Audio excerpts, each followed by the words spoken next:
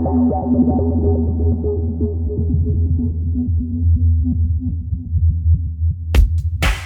there, movie geeks. Welcome back to the channel. Today we're talking about a film from 1980 or 81, depending on where you look, and it's called Super Fuzz. Now, it's got an Italian director and Italian crew, so yeah, Super Fuzz is like the AKA name, because anywhere you look, it's going to come up in the Italian name, and I think it came out in Italy first, maybe, in 1980.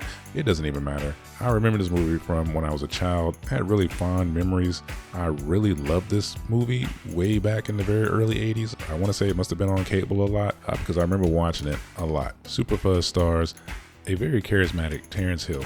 He's actually an Italian actor. His real name is Mario Garotti, but he went by Terence Hill here in the States, and he has a lot of acting credits, production and directing as well. Now, this movie isn't some 80s gem.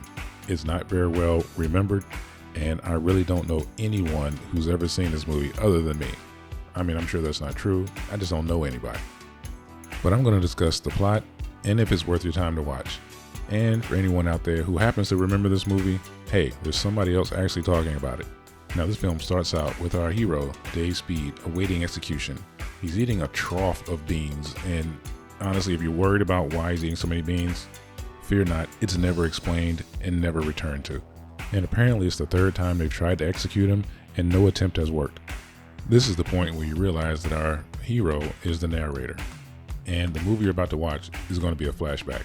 So we flash back to an earlier time with some stock footage of a NASA rocket launch. And honestly, the movie never explains the timeline. You don't know if this was a week ago or 2 years ago. But for some reason, NASA's conducting some nuclear experiment over the Everglades. Yeah, none of that makes any sense.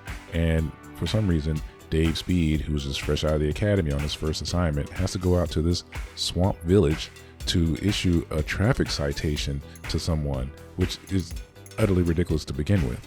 Well, this is the location where NASA's going to be setting off a nuclear bomb. Back at the police station, his commanding officer and the chief are trying to get in touch with him to make sure he's out of the area of the blast.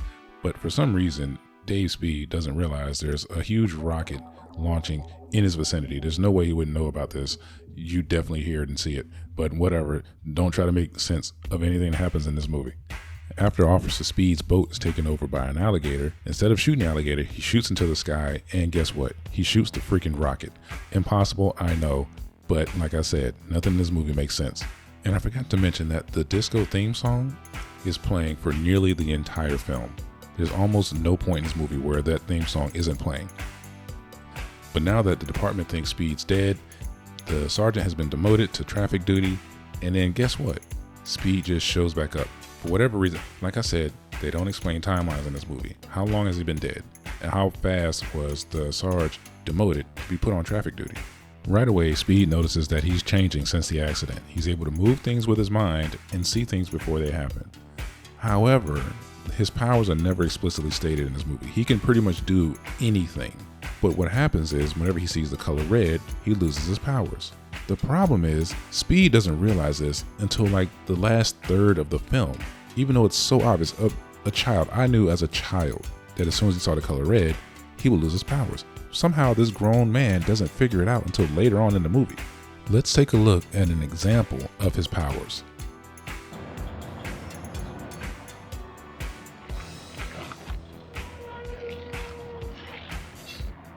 So you probably say, cool, right? He's got telekinesis powers. But no, he has so many more. I mean, a ridiculous number of superpowers. He'd be seriously OP if he was a comic book character.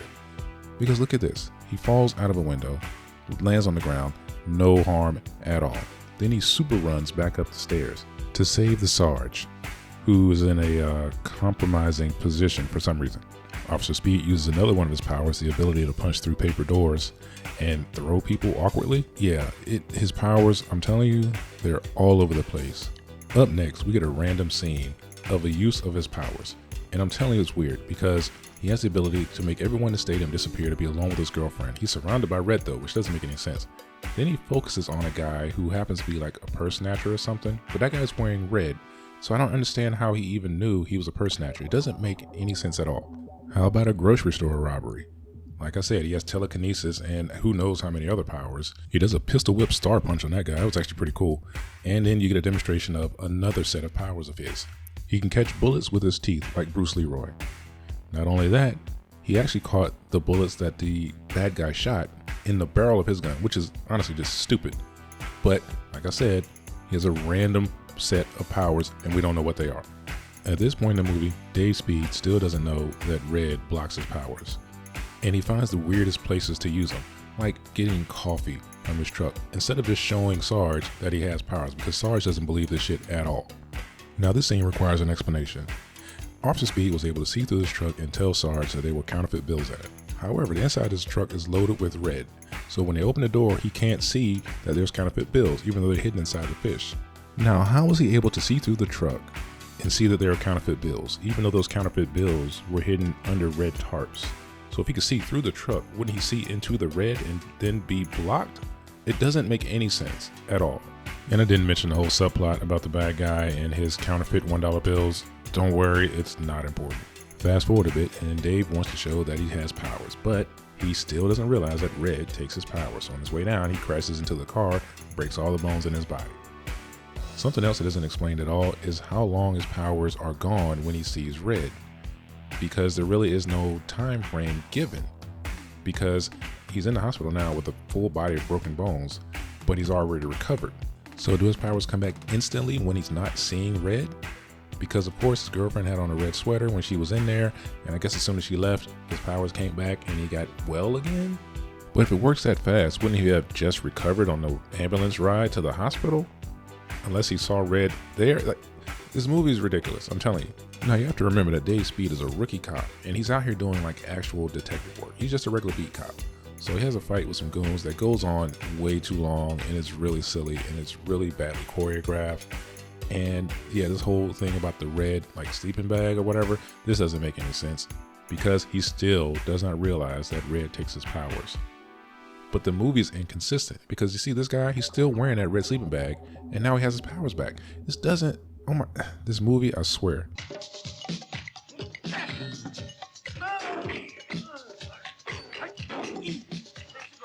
And this little slapstick fight goes on just way too long. Oh yeah, there's another subplot in this movie about an aging movie star and the Sarge. It's not important. There's really too many things going on in this movie, and none of them actually make sense. The whole movie star subplot thing, it doesn't even need to be in the movie. You could remove her and it wouldn't change anything. Just know that she's working with the bad guy. That's the only thing you really need to know about her. So Speed and Sarge find out that the bad guy is manufacturing his counterfeit bills on a ship. And don't forget, Speed's a rookie cop. He's also a helicopter pilot, and they're doing detective work, and he's definitely not a detective, but whatever. None of that seems to matter.